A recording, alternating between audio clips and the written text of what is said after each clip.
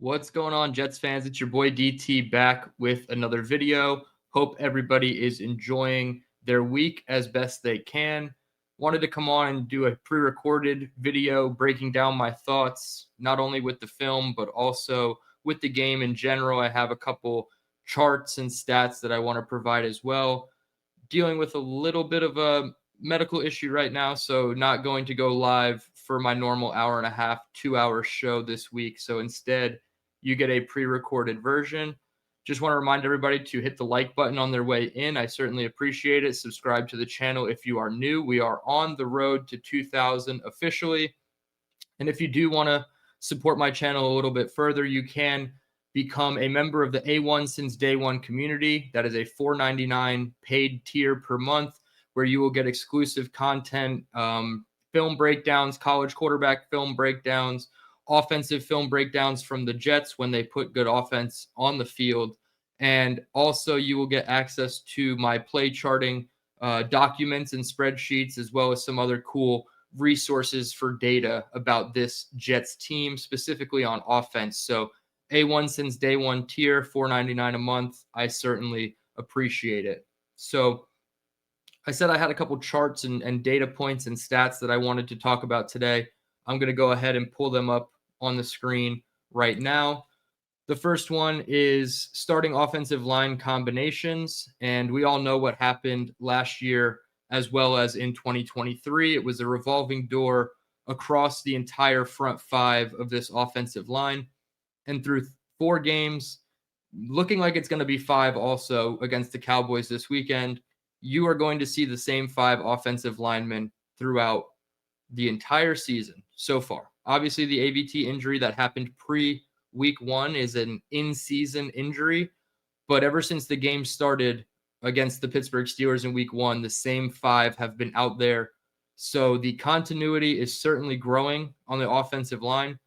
I know there's a lot of controversy, right, about whether this offensive line is playing well or not. There are times where they play very, very good. And then there's times where they only play good against the pass and bad against the run. There's also times where they're very good against the run and they're bad against the pass. So there's hit or miss with the offensive line, mostly good. If there was one area of nitpicking with the offensive line that I think could be improved, I think it would be running through the A gap. I feel like whenever they run between Simpson and Myers or Myers and Tittman, it's not necessarily as effective. I feel like Braylon Allen was also more effective in that area, and he's going to miss at least 4 games, probably more, with his recent knee injury suffered against the Miami Dolphins. So if there was an area to critique about the offensive line, I would say it's running through the A gap. A lot of their pressures allowed and sacks allowed generally come off the edge, and they don't happen within the first 2.5 seconds of a play. So they're not very quick pressures. And that's due to Justin Fields holding the ball for a historically long time. He leads the league in time to throw right now, somewhere between 3.3 and 3.5 seconds time to throw, which is egregiously high. But unfortunately, that's what Justin Fields has always been as a starter in this league since 2021 when he entered as the 11th overall pick of the Chicago Bears. So I'm not going to necessarily kill the offensive line for the on paper struggles, because when I put on the all 22, I feel like this team is doing a very good job up front for the most part. A lot of tight end pass protection issues, which we saw a little bit in August, but I also want to say that the tight end position has looked much, much better than what we all assumed entering the season in late August. So I don't want to kill the offensive line, and I love the continuity. I love the health aspect of that. And if we can continue on that trajectory, that would be great. And I have some more stats about a specific offensive lineman coming up in a little bit. The next one here is all of the offensive and defensive snap counts from Monday night against the Miami Dolphins. As you can see, only one offensive lineman played 100% of the snaps, but that is not indicative of an injury or anything like that. It's strictly because the final play of the game, the offensive line that the Jets deployed on that lateral trick play attempt trying to score at the very end of the game was comprised of Mason Taylor, Isaiah Davis, Josh Myers, Stone Smart, and Jeremy Ruckert. That was your 5 across the board. So you see that 1 rep for Stone Smart, down at the bottom. That was the only rep that he got in. He was playing right guard on that lateral play. The Jets were just out of hope and trying to come back any means possible with 2 seconds left. So they went with a very light skill position filled front 5, and they had 4 wide receivers and Breece Hall as their 5 eligibles on the play. I look at Garrett Wilson. He's still dominating. He played all but 1 rep on offense. Mason Taylor getting 80% of the snaps is huge as well. I don't love Josh Reynolds getting 67% of the snaps, but when you have your run-heavy game scripts, and the Jets certainly did that against the Dolphins, you're going to need Josh Reynolds on the perimeter. So I understand it, and I would like to see them throw the ball a little bit more to Josh. I believe he only had 2 targets. I saw him open a couple times. Some was inside the timing of a play. Sometimes it was after the play broke down and Fields was looking to scramble. But I do think Josh Reynolds being back helped in the run blocking game significantly. There's a Breece Hall run. He ran to the left side for 23 yards, and I thought Membu, Rucker, and Josh Reynolds all did a very good job blocking to get Breece to that second level, and then he broke it for another 15 yards after that. Breece Hall leads all running backs with 63% of the snaps. That's it's a given, right? Obviously, Braylon Allen got hurt on the second kickoff of the game, so it was pretty obvious that Breece Hall was going to be the bell cow. They worked in Isaiah Davis at a 33% clip, so 1/3 to 2/3 basically between Breece and Isaiah Davis. You see Allen down there with only 6 reps because he got hurt. All 6 of those plays, he looked very good, though. So Braylon Allen is going to be sorely missed. The team did sign Khalil Herbert today, who's going to fill in as that running back 2 or running back 3 behind Hall and Davis. And he also is going to give you some pop as a kick returner. He has returned 36 kicks, I believe, last year. So he does have a little bit of special teams flexibility. Another person I want to shout out on the offense was Max Mitchell. You see he played 8 snaps, 13% of the snaps. They were all jumbo packages, right? They brought him in as a pseudo tight end in the run game. I looked at the plays with him and Beck where they were running very, very effectively up the middle, not always through the A gap, sometimes through the B gap, mostly with Braylon Allen. But I did think Max Mitchell did a very good job. And for as scared as I was about Max Mitchell having to play this season, it looks like they've kind of carved out a role for him as that 6th offensive lineman, pseudo tight end, and it seemed to work, especially early on in the game. They were doing a lot of 6 offensive lineman packages, some pony personnel with whether it was Breece and Braylon, and then after Braylon got hurt, it was Breece and Davis. So I like what I saw from Max Mitchell on those 8 reps. Flipping over to the defense, you see 4 secondary members, Stevens, Cisco, Gardner, and Adams, all playing 100% of the snaps. Sherwood obviously played 100% of the snaps as well. He is the lone starting linebacker that's worth a damn on this team right now. You see Kiko Malinoa, 90% snaps played, 52 out of 58, and it reared its ugly head early and often. That second level of the defense could not stop the play action by Tua Tagovailoa and the Dolphins. They just kept biting down every time, and Tua would go right over their head with a intermediate crossing route more often than not. So I didn't love seeing Kiko Malinoa out there for 90%. I damn sure didn't love to see Tony Adams out there for 100%. And to be honest, I think Cisco needs to have a reduced role as well. Maybe you can move Stevens back to safety. And with the loss of Michael Carter, you can put Brownlee in the slot. And then you have Malachi Moore, who can also fill in at safety or slot. And then your boundary corner should be Sauce Gardner and Azareé Thomas. In my opinion, you have to show some ability to adapt throughout this season. And right now, the defense is the easiest place to make a wholesome change. Quinnen played 78% of the snaps, which is a huge percentage for Quinnen. Normally he's hovering around 70%, so they definitely had him out there very often, and I like to see that. Quinnen is one of the only dominant players on this defense, down in and down out. I know his pass rush production has not been up to par with his standards from earlier in his career, but he has become an elite run defender. And I love everything I'm watching from 95 on this defense. Isaiah Oliver, I definitely don't love him playing 70+% of the snaps, but Michael Carter, you see down there with only 18 snaps. He got hurt on a friendly fire head injury. Jamian Sherwood collided with him, hit him with the crown of the helmet right to the ear hole, and he left the game. He is already ruled out for this week with a concussion, and we saw it with Fields. He got a concussion. He missed one game. Michael Carter got a concussion, will miss at least one game. So Isaiah Oliver, I definitely didn't like him getting burnt by Darren Waller on that first third down. He had an egregious illegal contact penalty that just didn't need to happen. It was negated by the fact that the Dolphins completed a pass elsewhere on the field, but it's just unnecessary, unforced penalties that the Jets were causing Monday night, both offensively and defensively. Michael Clemens, 71% of the snaps compared to Will McDonald's 53% of the snaps. I don't love that. I think Will McDonald is enough of a run defender where you can use him on early downs. I understand he is a great to very good to potentially elite situational pass rusher. But right now, the Jets are never in those situations from a game script perspective, other than the Pittsburgh Steelers game where they were able to deploy him on, second and third down and have him pin his ears back and go.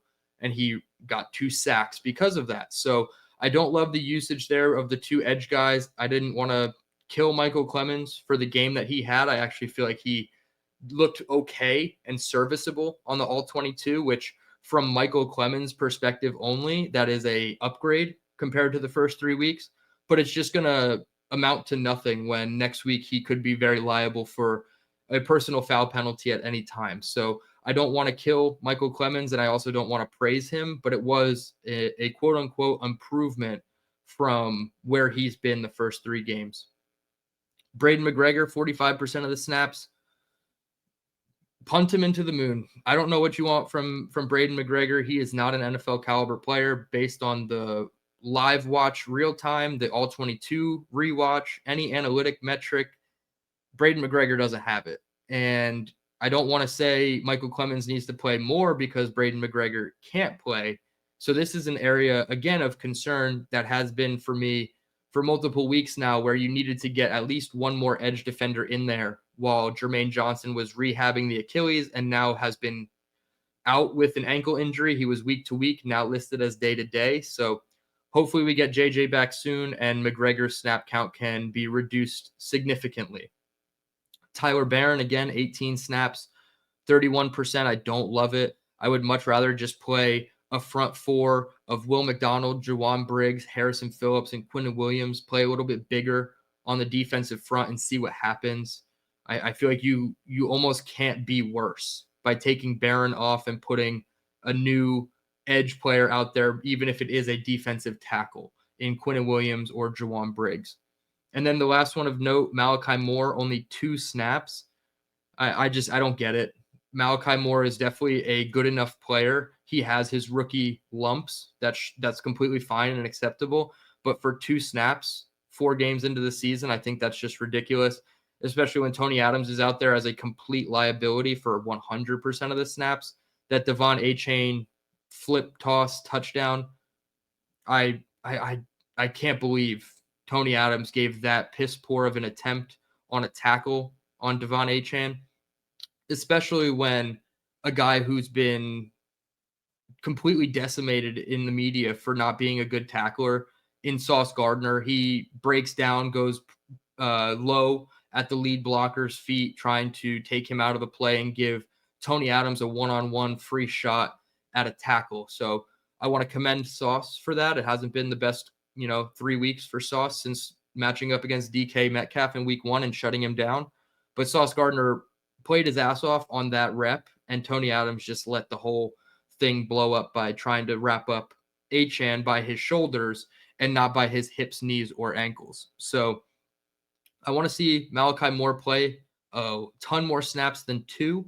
And if Cam Jones, his only 1 snap, if he wants to get more reps, in place of Maligoa, that's fine by me too, because I don't think Maligoa is worth 90% of your reps. And they certainly missed Quincy Williams the past week. Now, more specifically about the offense of the Jets throughout the first quarter of the season, now that we're 4 games in, not exactly a quarter with that 17th game. And I just wanted to show the offensive personnel groupings that the Jets have been deploying on offense. You will see in week 1 against the Pittsburgh Steelers, they had a very close to even split, 38 snaps of 11, 12, or 27 snaps of 12 personnel against the Steelers. So you're talking maybe, 60-40 split between 11 and 12 personnel. And to me, when you go 12 personnel, that is the Jets' base down. I know everybody loves to run 11 personnel. I get it. 3 wide receivers is optimal NFL play for offense nowadays and in a pass-happy era of football, even though I do think this is a run-centric league the past couple of years. You look at the splits for Buffalo, 41 out of 11 and only 4 of 12 personnel. The game script was flipped on its head and the Jets were playing from behind the whole time. So they abandoned their bread and butter. Against Tampa Bay, they tried to do the same thing. They even had 4 reps of 21 personnel. So that's either Brees and Braylon or running back and Beck in the backfield. But again, they got away from them. 52 snaps of 11 to only 13 snaps of 12. And in this game against Miami, they started going back to the well of 12 personnel. They even had those jumbo packages we talked about a little bit earlier. The splits still ended up 46-17 because the New York Jets were stuck in 11 personnel shotgun for most, if not all, of the second half outside of a couple plays. So when the Jets have to abandon their 2 tight end sets, they're in trouble. Obviously, we know that the wide receivers on this team are not great in Josh Reynolds, Tyler Johnson the first couple weeks, Arian Smith still a rookie. They're not great wide receivers, but they're honestly doing enough for me on film to say that it's not the biggest problem with this offense. To me, it's abandoning the game scripts, and that's an Engstrand thing. It's a confidence in your quarterback thing as well.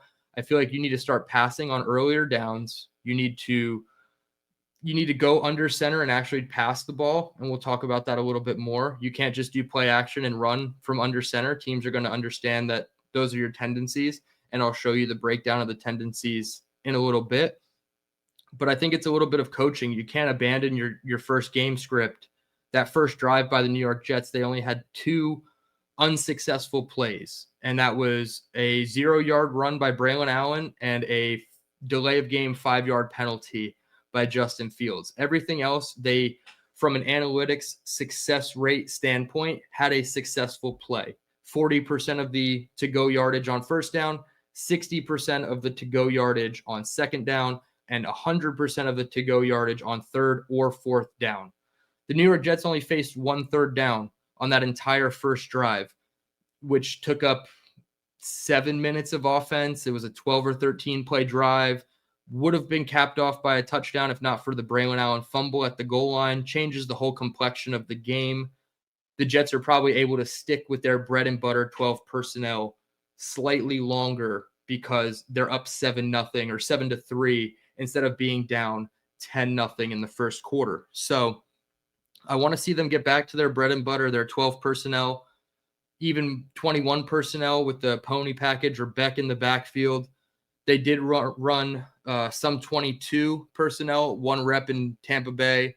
And then they had a 10 personnel, which is the 4 wide receivers, but that was the lateral on the final play of the game versus Miami. So that doesn't really equate into the formula. They didn't really run 10 personnel, and they don't really run 22 personnel, which would be Brees and Beck in the backfield with Taylor and Rucker in as your true tight ends. So I want to see them play a little bit heavier, but obviously game scripts play a part of that. Now, looking deeper into the week 4 offense for the Jets, I broke it down into the personnel groupings, which we talked about a little bit there.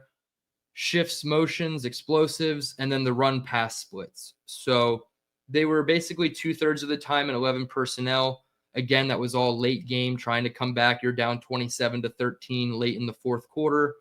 Obviously, you're going to abandon your heavier personnels and you're going to be passing out of shotgun for most of the game. They did have 4 reps of 21 personnel, which was a mixture of Beck in the backfield with a running back, and they had a couple of pony package reps, which seemed to be pretty successful. They even motioned or shifted out of pony, which was 2 running backs opposite Justin Fields in the backfield. They even shifted Breece Hall out to be a boundary receiver to the left side and kept Isaiah Davis in the backfield. So they're starting to open up more wrinkles with the pony package, but I still want to see a little bit more usage of that. Only 5% is not enough. Now, when it came to shifts and motions, this team last week against Tampa Bay was at about 50%. This week, they were at 69.1%, a very nice 69.1% shift motion rate. 47 out of their 68 plays involved a shift or a motion. So that's giving your quarterback pre-snap keys to be able to diagnose the defense. It tries to paint a better picture of what they want to do against you. So I like the shift in motions. I also love the explosives. 9 out of their 68 plays were explosives for a 13.2% rate.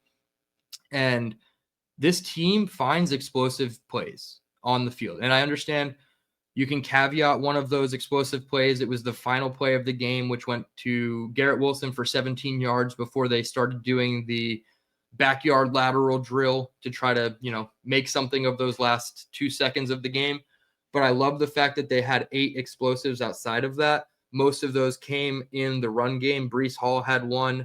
Justin Fields had at least 2 explosives, including the rushing touchdown for 43 yards. So I love the explosive play rate. And outside of week 2, if you took out week 2, I believe the Jets are still top 3, if not top 5 in explosive plays on the season. So I definitely think Engstrand is doing a good job in some aspects, and the explosives are coming for the offense. There are just pre-snap penalties and fumbles are the true killer of this offense right now. Then you look at the pass run splits. This is also great. In my opinion, this is closer to what I want to see from this team. Just under 50% passing, 33 out of 68 plays, 6 play actions. So you really want to combine them. It's 57.3%. I'm trying to do math on the fly. 53.7% pass rate, 32.3% run rate. So almost 2/3 to 1/3, but you do want to have a little bit more run plays, obviously. RPOs, I only had 1. I think there were a couple more that I may have just misidentified as non-RPOs, even though they were. And then they had 6 penalties, 5 of which were on the Jets. So you don't love that bottom category, 5 pre-snap penalties. They did get 1 neutral zone infraction on the Dolphins. But I do love the pass run splits getting closer to a 50-50 because now you're just completely unpredictable when you're able to do that. And I felt like we'll get into it a little bit more, but the under center versus shotgun predictability from Tanner Engstrand right now would be my biggest criticism. And you see it here on the screen now. This is a week-to-week breakdown of all of their under center snaps. So not pistol, not shotgun, not wildcat, true under center snaps from Fields or Tyrod Taylor. You have a total of 42 instances of the quarterback going under center over the last 4 games, averaging about 10 per game. Obviously, Buffalo, they only had 5. I keep telling you guys, that was the outlier game of the season, and it truly was. So out of 42 reps of under center snaps for this offense, they have run true 3, 5, or 7-step dropbacks 0 times. That means every single time Justin Fields or Tyrod Taylor is under center, the defense knows their tendencies. They're going to pinch their DBs closer to the line. They're going to crash into the box on the snap. They're going to sell out to the running back with 1 guy keyed in on the quarterback in case he decides to run play action. But more often than not, 28 out of 42 reps, they run the ball under center. The other 14 plays are all play action. That is the biggest tendency that Tanner Angstrand needs to break, in my opinion. I've been tracking this stat since week 1, and every week I rack my brain trying to figure out, when is Tanner going to learn you can't be this predictable in the NFL? If I can figure this out, any defensive coordinator or defensive quality control coach worth a damn in this league will figure that out as well, and they will tell their players to exploit it. That is the biggest issue right now with Tanner Angstrand from myself personally. And if any of the Jets people are watching this right now, which I'm sure they're not, they need to start running true dropbacks from under center. If you do it a couple times earlier on in the game, you can come out in your 12 personnel, bread and butter. You can do all your shifts and motions, but if you just do one drop back pass in the first 2 drives or 2 drop back passes in the first quarter, this defense has to adjust. They have to take you more seriously. They don't have to, sell out to the run every time Fields is under center. So this is my biggest gripe right now with Tanner Angstrand. It kind of has been all season, ever since the Pittsburgh game. And I've been tracking it every week since. So this is a glaring tendency that Angstrand needs to break. Now, I will give Angstrand credit here, and Will does a great job of laying this out.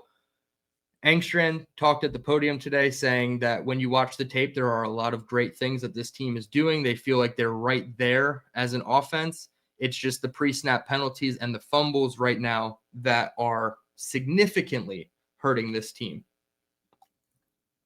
And I agree.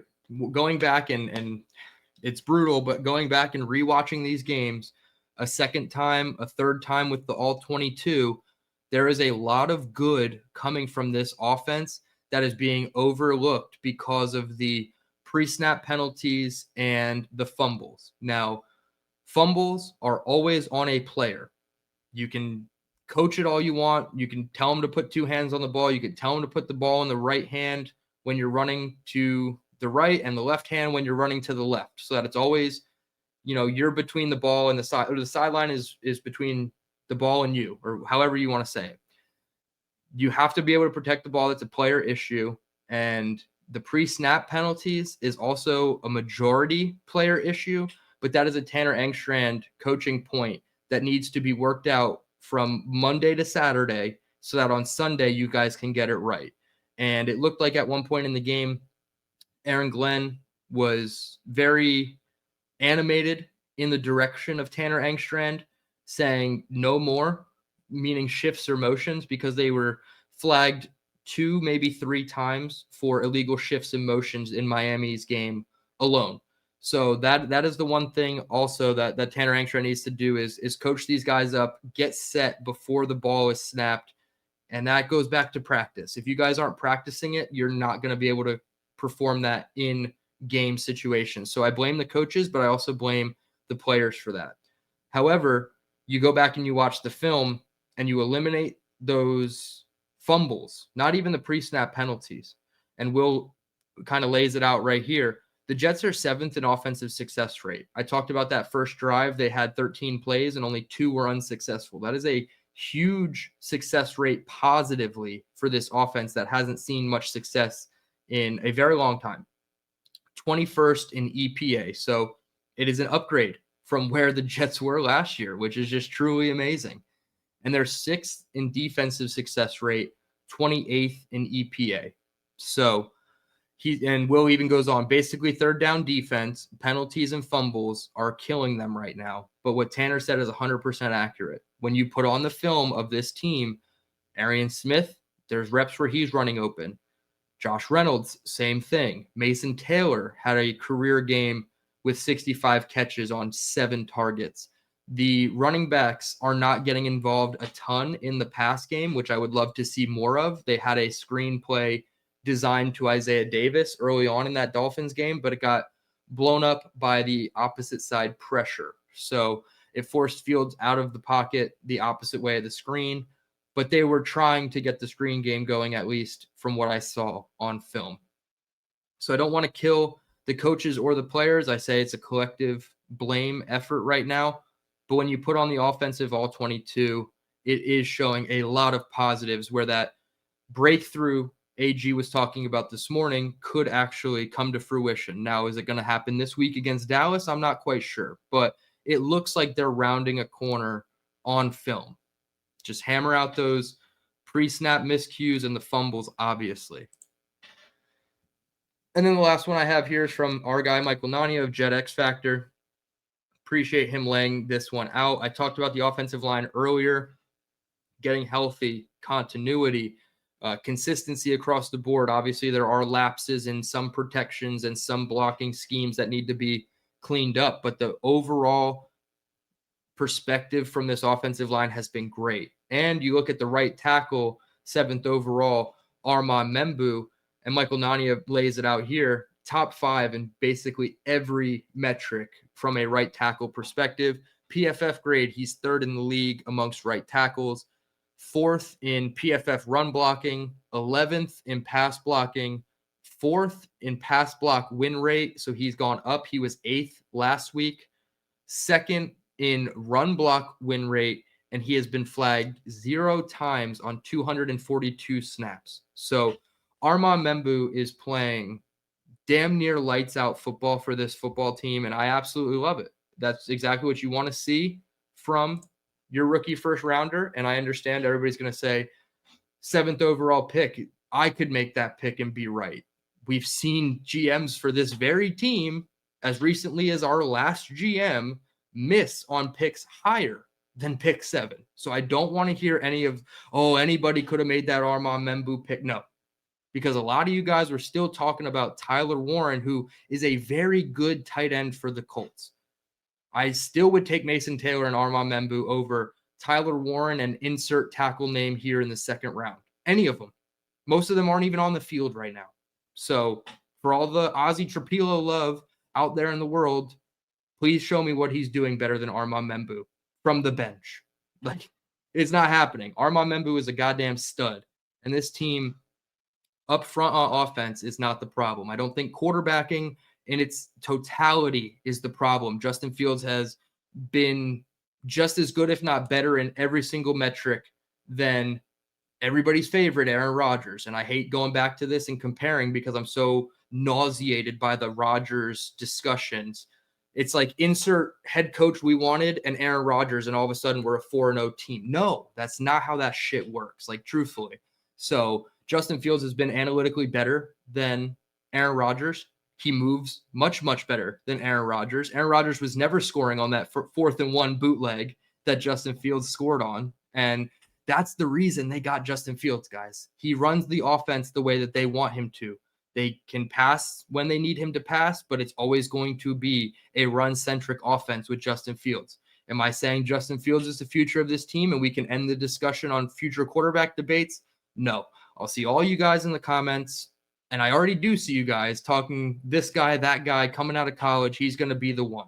Nobody knows anything about these quarterbacks right now from where they're going to go in the draft or where they're going to translate to the NFL perspective. We can all hope that John Mateer after the hand injury, or Lenora Sellers with his ability to, break out of the pocket and be such a great runner, or Garrett Nussmeier's ability to diagnose pre-snap. Like, we can assume all these things, but there's so much gray area with this quarterback when it comes to the draft that I'm not sold on Justin Fields. But if they wanted to give him next year as well, or half of next year to bridge the gap between that next guy, I'm all for it. I don't think throwing a rookie quarterback into this mix would be ideal the way that this entire team is playing right now. So a little bit of my thoughts. I feel like a lot of this is just blaming the whole team right now. Like, we're arguing over coaches versus player blame. I think every single player, every single coach is to blame for this 0-4 start. I come on to try to make sense of this 0-4 start. I try to say there's some positives. I say there's some negatives. It's a very mixed bag right now through 4 games. And ultimately what I kind of concluded from all of this is the Jets are either a very competitively uncompetitive team, or they're an competitive team. And I understand that that sounds so crazy and it doesn't make any sense to, somebody who hasn't watched the Jets. But you look at 4 specific plays in this entire season that flipped the entire outcome of most of this game, or most of this season, I should say. Xavier Gibson fumble week 1. The Jets had a 9-point lead going into the fourth quarter that single-handedly sabotaged the Jets' chances to win. Week 2, there was no chance. You got outcoached. You got outplayed. The Bills are the big brother to the Jets. That's fine. Week 3 against Tampa Bay, the turning point was the pick 6. Now, you can blame Quincy Williams' injury for calling the timeout with under a minute to go in the second half, and that allowed the Jets to get the ball back on a punt. I also think the team wanted the timeout so they can try to go get points before halftime. It resulted in a pick 6 for Tyrod Taylor, changed the complexion of the game. Then there's 2 plays in this Monday night game against Miami that I think you can point to. Obviously, the Isaiah Williams coming out of half, not letting the ball go out of bounds, starting the ball at the 40-yard line, needing 15 yards to get into scoring position in the modern NFL era. Instead, he tight ropes for a catch along the sideline, runs up the field, and fumbles the ball.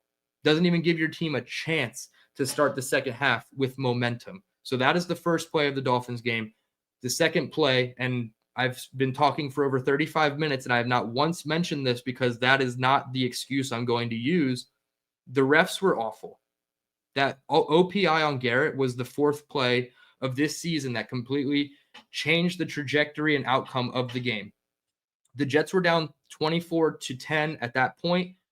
The OPI on Garrett on that touchdown catch would have made it 24-17. Instead, it's a 10-yard penalty. Then the very next play is the John Simpson unnecessary roughness. So you lose 25 yards in those 2 plays, and you end up kicking a field goal to make a 2-score game, 24-10, a 2-score game, 24-13. If that touchdown counted, which it should have, because we all watched Tampa Bay do the exact same thing to Sauce Gardner and Brandon Stevens and Michael Carter and Azareye'h Thomas. We saw Egbuka and Evans do the exact same thing Garrett did and not get penalized. That play should have been 24-17, and it could have shifted the entire outcome of this game.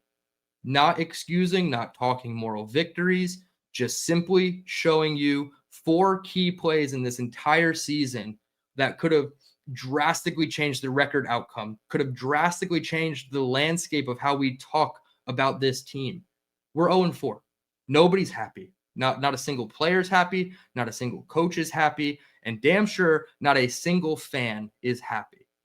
But you look at those 4 plays, and if they had fortune on their side, which historically they do not, obviously, this is a different season. This is a different atmosphere around this team. And instead of talking about how we need to cut Isaiah Williams, we're talking about how great Garrett Wilson is, or how dominant this offensive line has been, or how Justin Fields has outperformed expectations for majority of these fans. I understand there were some fans that really loved Fields, and that's fine.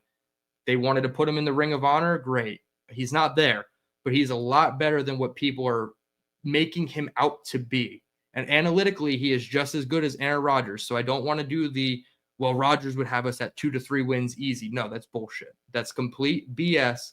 Nobody is fixing this defense who plays quarterback. That is just not possible. My issues with this team are mostly defense. I want to see wholesale changes to the personnel on defense. Like I said, put Sauce and AZ on the boundary. Put Jarvis Brownlee, who should be healthy this week, put him in the slot in wake of Michael Carter's concussion. And then you put Stevens and a mixture of Malachi Moore and Cisco in the back at safeties. Or you bring up a guy like Dean Clark or Jarius Monroe and you platoon that safety role. Your safeties are not good enough to run 100% of the defensive snaps. They're just not. And that's as clear as day. So the wholesale changes need to come from a personnel perspective. You also need to disguise a little bit more on first and second down, in my opinion. I think they're getting better at disguising on third down. And you need to tell your linebackers not to bite so damn hard on play action. 7, 8 guys selling out for a play action and leaving 2 crossers abandoned in the middle of the field. If not for the Tariq Hill gruesome leg injury that he suffered on that exact style of play, this game would have been a blowout, a complete blowout based on just the play action and how this defense was adjusting to it. There were plays that were play action that the Dolphins ran where they got Tua off his first read and he scrambled and he couldn't figure it out and he dirted 2 passes.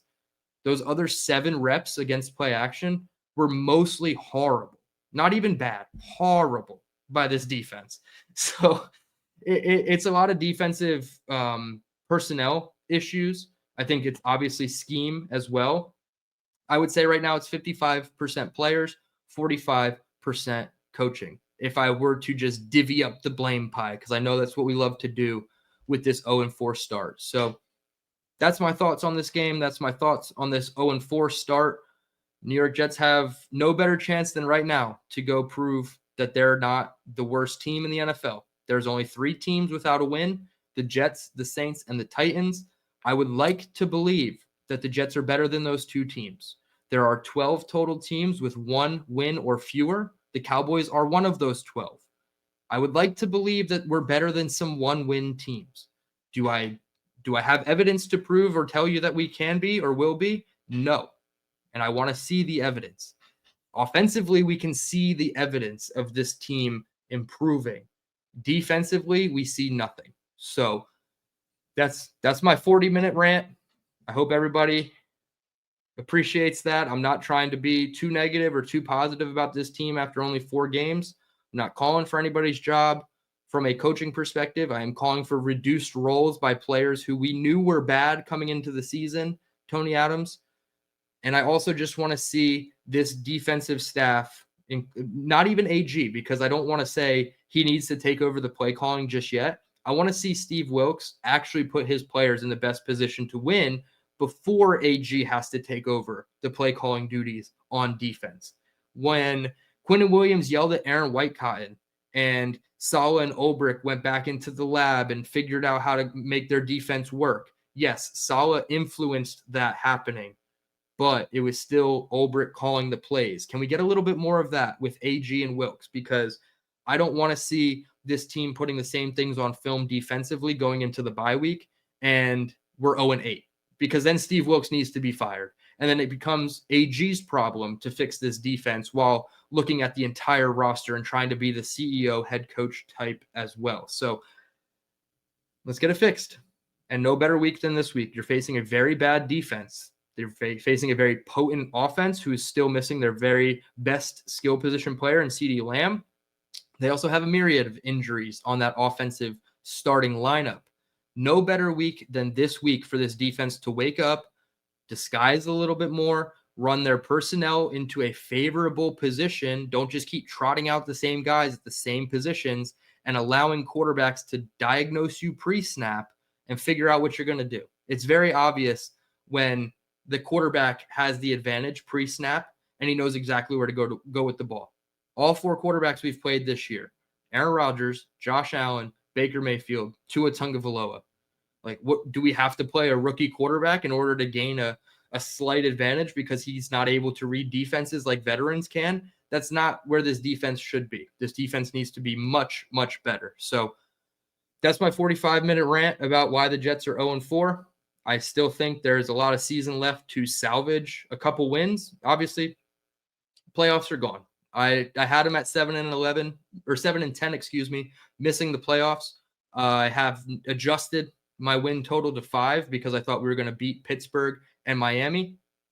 If you go 5-8 down this stretch and you put good things on tape, there's a lot to build off of into 2026, where I always said that was the year to compete for the playoffs. Once you got rid of all your veterans and went that route, it was kind of more obvious that they weren't going to be competing for the playoffs in 2025.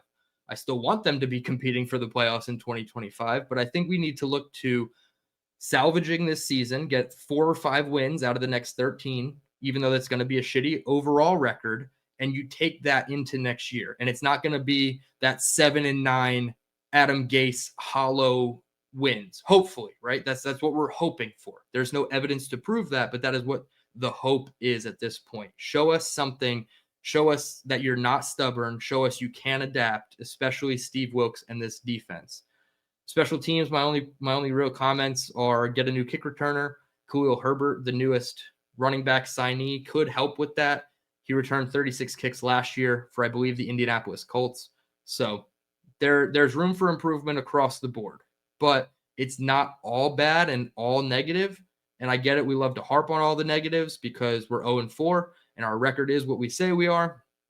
Totally get it. But there are some things to take away that show that this team is close to rounding a corner from an offensive perspective. And defensively, that we still got a long way to go. We got a long way to go, unfortunately, and that can start this week. You can change a lot of things. That, again, a potent offense in the Cowboys, but there are things you can do to try to slow down these offenses you're going up against. And the first thing is being less obvious and disguise more on early downs. So that's my 45-minute rant about the Jets and why the first quarter of their season has not gone as many have expected. My name is DTereman. I would greatly appreciate if you hit the like button on your way out. Subscribe if you're new, on the road to 2,000 subs. Hopefully we get there by the end of the season. I would certainly appreciate that. And until next time, let's go Jets.